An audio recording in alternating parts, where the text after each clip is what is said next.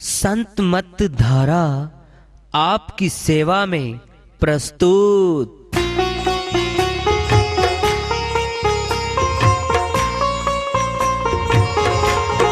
जो चाहता है प्रभु प्यारा वो आओ संत मत धारा।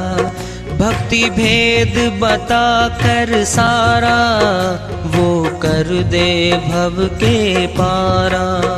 जो चाहता है प्रभु प्यारा वो आओ संत मत धारा।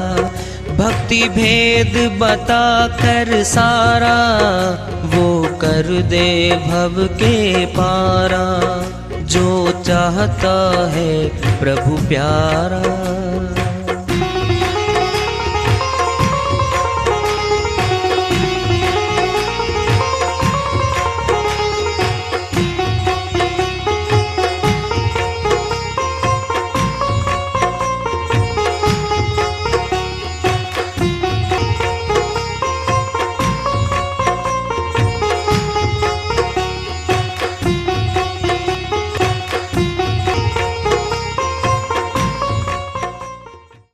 परम पूज्य सदैव स्मरणीय सदगुरु साहिब की जय हो।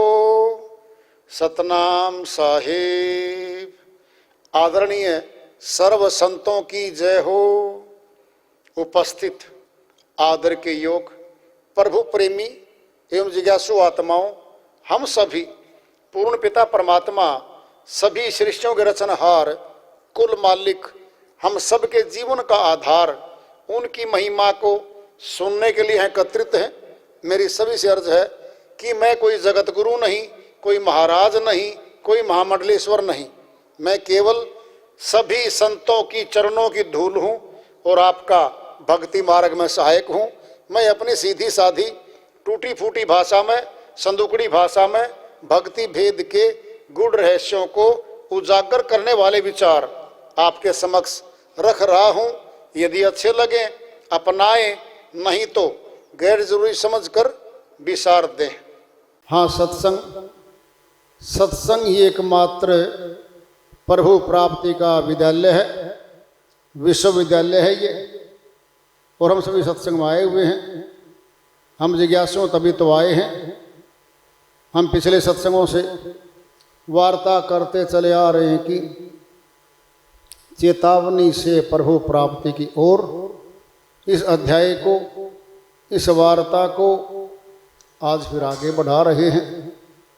साचा साहिब भूल कर करी लोक की लाज, अंत काल रीता चला करके काज ए काज। स्वामी नित्यानंद जी महाराज अमरलोक के संत हुए हैं। वो अपनी श्रीवाणी में इस संसार का सार ऐसार बता रहे हैं, समझा रहे हैं। साचा साहिब भूल कर, साचा है तो फिर झूठा ही मिलेगा। दिन है तो रात भी है, जन्म है तो मरण भी है, ऋतुएं बदलती हैं। साचा नहीं कहना पड़ता।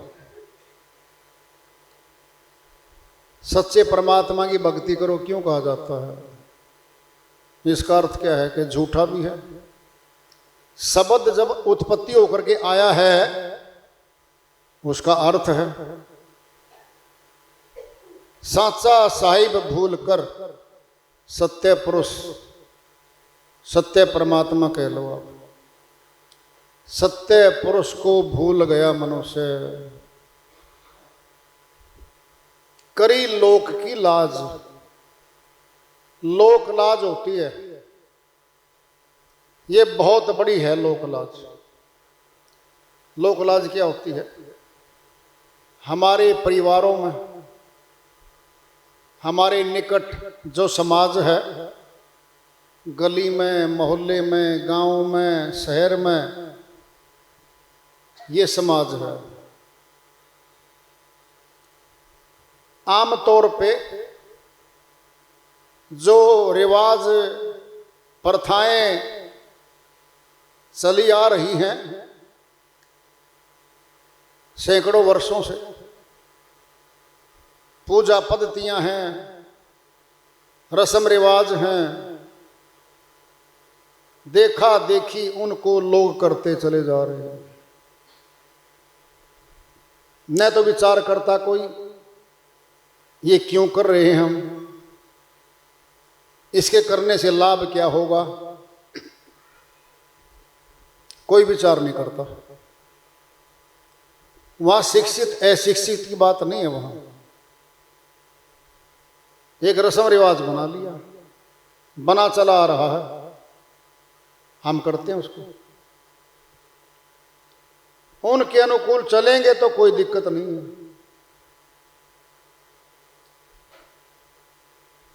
समाज की धारा में बहेंगे तो फिर हम भी बहते रहेंगे उनके साथ। जो प्रथाएं हैं, जो रिवाज हैं, पद्धतियां हैं जो बनी चली आ रही हैं, वहां तो चलोगे उनके अनुकूल तो फिर कोई झगड़ा नहीं है, कोई रगड़ा नहीं है। वो लोक लाज कब छूटेगी? तब जब उन रिवाज चले आ रहे हैं, पद्धतियां चली आ रही हैं, जब उनकी छानबीन करेंगे, सत्य हैं या असत्य हैं, प्राप्ति करवाते हैं या नहीं करवाते, जब ये छानबीन करेंगे और पाएंगे कि चली आ रही लोक प्रथाओं में, लोक परंपराओं में, रीति रिवाजों में प्रभु भक्ति नहीं है, सत्य पुरुष की प्राप्ति नहीं है, जब ये लगेगा, जिसको भी लगा है पहले, हमारे पूर्व आदरणीय संत आए, ऋषि मुनि जपी तभी बहुत आए हैं, जब उन्होंने कहा इन रीति रिवाजों में जो चल रहे हैं, इनमें सत्य परमात्मा की प्राप्ति नहीं हो रही है। इस अड़चन को लांघना, रुकावट को लांघना, प्रथा को लांघना हर व्यक्ति के बस की नहीं है, क्योंकि उनकी बहुतायत है। हमारे परिवार में वही बैठे, रिश्तेदारी में वही बैठे, गली गांव में मोहल्ले में वही बैठे, फिर उनकी तो मेजोरिटी है भाई। हम उस लोक लाज को छोड़ के कैसे आएंगे? कह रहे करी लोक की लाज, दो में से एक रहेगा। सत्य पुरुष की ओर चलोगे तो लोक लाज छोड़नी पड़ेगी, लोक लाज में रहेंगे फिर सत्य पुरुष तो नहीं मिलता, फिर संसार मिलेगा, समाज मिलेगा, समाज के रीति रिवाज, मान्यताएं, पद्धतियां जो चली आ रही हैं, हम उनमें रह जाएंगे। नित्यानंद जी महाराज की श्रीवाणी है, करी लोक की लाज, जो लोक लाज कर गया कि जी हम सत्य पुरुष परमात्मा को कैसे खोजेंगे, जी हमारे बस का नहीं है, जी हम तो ये जो परंपराएं रीति रिवाज चल रही है हमारे घरों में, इन्हीं में जीवन बसर कर लेंगे। फिर वो रह गए।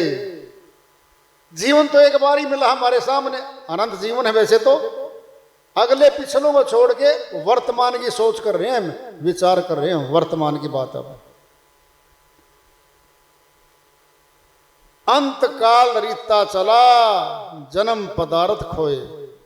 जो लोक लाज में रह गया, प्रथाओं में, रीति रिवाजों में, जिनमें सत्य पुरुष परमात्मा की प्राप्ति नहीं रही, उन्हीं में रह गया। जो रीता चला, आया था सत्य भक्ति लेने, भक्ति का धन कमाने, वो तो कमा नहीं पाया, रह गया वो।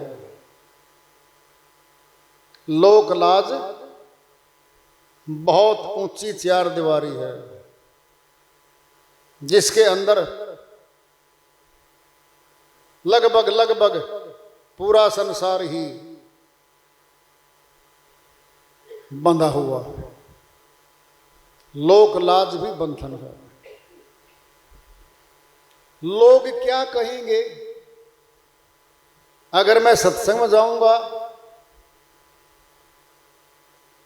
ये लोक लाज आ रही है। अरे लोग तो कहेंगे ही कहेंगे, कुछ भी कर लो आप। यहां जब भी कोई नया कारोबार शुरू करोगे, नई कोई बात करोगे, लोग तो भाई हर बात का चर्चा करते हैं, उपहास भी करते हैं। ये स्वभाव है यहां का। फिर क्या करें? महाजनीयन गता से पंथा, जिस रास्ते पर हमारे महापुरुष चले हैं उसी रास्ते पर चल पड़े, ये कह दिया संतों ने। तो फिर जिस मार्ग पे वो चले हैं फिर उनकी प्राप्ति हुई है, उन्होंने अनुभूति की है। सत्य श्रीवाणियां आई हैं। अब सुनना है, सुन लो ध्यान से बात। एक सिलेबस है, सरकार के द्वारा स्वीकृत किया गया है। विद्यालयों में, विश्वविद्यालयों में सरकार के द्वारा स्वीकृत किया गया सिलेबस, विषय वस्तु सभी विद्यार्थियों के पास होता है। अध्यापकों को भी आदेश होता है, ये विषय वस्तु है, आपको दे दिया गया है। सेमिनार लगते हैं अध्यापकों के, ट्रेनिंग होती है अध्यापकों की, पूरा सरकार की ओर से पूरा का पूरा ब्यौरा दिया जाता है। ये विषय वस्तु पढ़ानी है। अब जरा विचार करना, जो उस विषय वस्तु को पढ़ेंगे बच्चे, परीक्षा होगी उसी सिलेबस में से आएंगे प्रश्न, तो फिर उत्तर भी लिखेंगे, वो पास हो जाएंगे। अगर उस विषय वस्तु से बाहर का कोई जवाब लिख दे जो आउट ऑफ सिलेबस है, वो तो मान्य नहीं है। जब मान्य नहीं है तो फिर नंबर भी नहीं है, प्राप्ति भी नहीं है। जो संतों ने हमारे सामने आत्मज्ञान परमात्म ज्ञान का सिलेबस विषय जो हमें दे रखे हैं, पहले ध्यान से सुनो। आत्मज्ञान परमात्म ज्ञान का अध्ययन पढ़ाई बाहरी विद्यालयों में नहीं करवाई जाती। वहां कोई विषय नहीं मिलेगा आपको। एथिक्स का मिलेगा एक, बस नैतिकता का विषय मिलेगा एक। समाज में कैसे रहेंगे, कैसे व्यवहार करेंगे, कैसे बातचीत करेंगे, ये तो मिलेगी पुस्तक। आत्म अनुभूति परमात्म अनुभूति करवाने की, करने की कोई सिलेबस में कोई ग्रंथ विषय वहां नहीं मिलता। वो हमारे भौतिक जगत में काम आने के सिलेबस है सारे। टेक्निकल है कार्य, बीटेक है, डॉक्टर्स की हैं, वकीलों की हैं, जो भी विषय हैं हमारे समाज के काम आने की हैं, वो सारी आत्मा के काम आने की नहीं है। वो ये जो सेक्टर है भक्ति पथ, इसमें आए गुरुजन संत जन, उन्होंने खोजें की, फिर अभ्यास किए, गुरुओं से मिले, गुरुओं के निर्देशानुसार सर्व संतों की श्रीवाणियों को पढ़ा, और फिर थ्योरी पढ़ने के बाद फिर होता है प्रैक्टिकल। फिर प्रैक्टिकल करवाया गया प्रयोगशाला में, फिर उन्होंने अनुभूति की, फिर वो चल पड़े। इसीलिए इस पथ में जिसकी मान्यता आत्मज्ञान परमात्म ज्ञान की मान्यता दूर तक नहीं है संसार में, कहीं भी कहीं नहीं है, ढूंढोगे कहीं नहीं मिलेंगे आपको। भारत सरकार की बात नहीं है, पूरे विश्व की जितनी भी सरकारें हैं सभी में यही कलाएं, डॉक्टरेट, टेक्निकलिटीज, जितने भी टेक हैं, जितनी भी शिक्षाएं हैं, वह भौतिक जगत की प्राप्तियों के सुख साधनों में काम आने की जो खोजें हैं वो करवाई जाती है। ये विषय वस्तु आते हैं अब वापिस, जो आत्मज्ञानी संत चाहे विदेश में हुए हों, किसी भी भाषा में आए हों, किसी कहने वाले धर्म में आए हों, जब वो एक हैं, अब देखना जरा एक क्यों है, मिला लेंगे अपने ज्ञान को, एक हो जाएंगे। जैसे टेक्निकल एजुकेशन पूरे संसार की बच्चों की, विद्यार्थियों की, अध्यापक जो पढ़ाते एक जैसी है, नहीं तो आदान प्रदान कैसे करेंगे हम। दवाइयां बनती हैं कहीं बनो, साल्ट पढ़ा जाता है, केमिकल ये नहीं बदलते। कहीं परीक्षण करोगे, कहीं भी करो, किसी देश में जाकर के, ये ऐसी हैं, ये बदलते नहीं है। खून है, ग्रुप ओ पॉजिटिव है, ए नेगेटिव है, ग्रुप है, फिर किसी भी देश का हो वो तो लागू है। जैसे वो सभी एक हो जाते हैं, प्रैक्टिकल जब आता है, विदेशों में पढ़ाई करके भिन्न भिन्न कलाओं की, तकनीकी ज्ञान की, वापिस हमारे देश में आते हैं हमारे विद्यार्थी, वहां अलग और यहां अलग हो तो फिर क्यों पढ़ाएंगे बाहर, फिर क्यों भेजेंगे बाहर, जब उसकी प्राप्ति इंडिया में है नहीं, भारत में है ही नहीं है। जब वहां एक समानता है, भौतिक जगत की प्राप्तियों की, विषय वस्तुओं की एक जैसी है, फिर आत्म विद्या परमात्म विद्या की भी एक ही मिलेगी पूरे संसार की। इसीलिए जिस रास्ते पर हमारे संत आत्मज्ञानी महापुरुष आए हैं, उसी रास्ते पे चल के हम आत्म विद्या परमात्म विद्या ग्रहण कर सकते हैं और मिलाएंगे अपने ज्ञान को। ज्ञान कोई नया नहीं होता, आत्मज्ञान नया नहीं है, सनातन पुरातन योग है ये। श्री गीता में अध्याय 4 के श्लोक 1 में कहा है, श्री अर्जुन के माध्यम से पूरी सृष्टि के लिए, हे अर्जुन, जो तुझे अविनाशी योग बताऊंगा, अविनाशी कह रहे हैं, नाशवान नहीं है वो, अविनाशी योग बताऊंगा, इस ज्ञान को मैंने कल्प के आदि में सूर्य को दिया था। सूर्य ने अपने पुत्र मनु को दिया था, उसने अपने पुत्र राजा इक्ष्वाकु को दिया था, राज ऋषियों में चलता रहा है। अब लुप्त प्राय हो गया है, छुप सा गया है। मैं दोहराऊंगा, उसी सनातन पुरातन योग को दोहराऊंगा, नया नहीं है कोई। जो नया आएगा तो कल पुराना हो जाएगा। कोई कह दे कि मेरे ज्ञान जैसा ज्ञान तो संसार में कहीं नहीं है, झूठ बोल रहा है वो, क्योंकि परमात्मा नया नहीं है, भक्त नए नहीं, संत नए नहीं, तो सनातन पुरातन है, फिर आज नया कैसे हो जाएगा। दोहराऊंगा,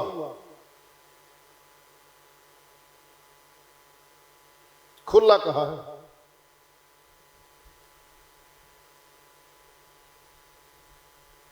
जब आत्म विद्या परमात्म विद्या की बात आएगी तो हमें यह लगेगा कि पढ़ाई जरूरी है, अनपढ़ अशिक्षित तो कर ही नहीं सकते उसको। देखना अब जरा, बड़ी बात आ रही अब। संतों ने कहा बाहरी पढ़ाई लिखाई की जरूरत नहीं है, आत्म विद्या परमात्मा विद्या के अनुभूति करने में बाहरी शिक्षा का कोई रोल नहीं है।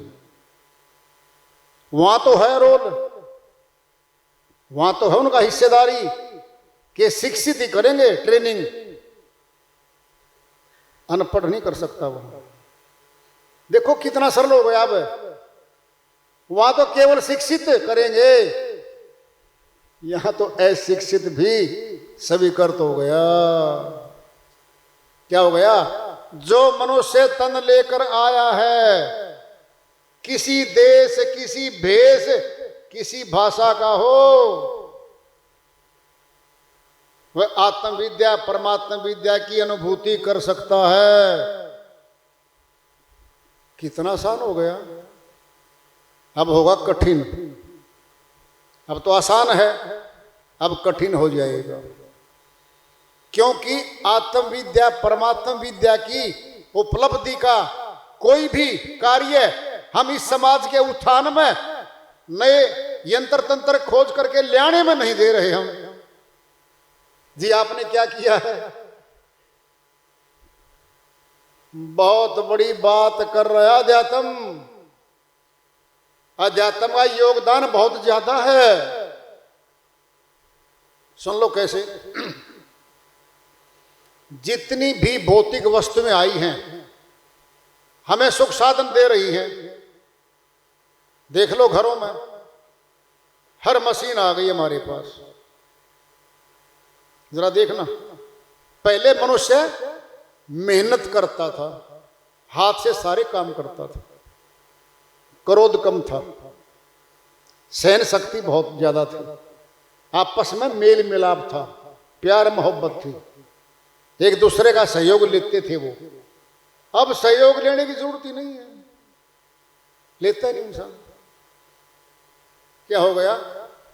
मशीनों ने हमारी संवेदना खत्म कर दी। हम संवेदनशील नहीं रहे, हम मशीन की तरह बन रहे हैं। कोई पीड़ा में हो गया परिवार, मृत्यु हो गई, बड़ा भारी दुख है उस परिवार को। तो वहां जाएंगे मिलने वाले, उसके दुख के अनुकूल अपने आप को ले जाएंगे, प्रस्तुत कर देंगे वो, फिर उसके दुख के हिस्सेदार बनेंगे वो।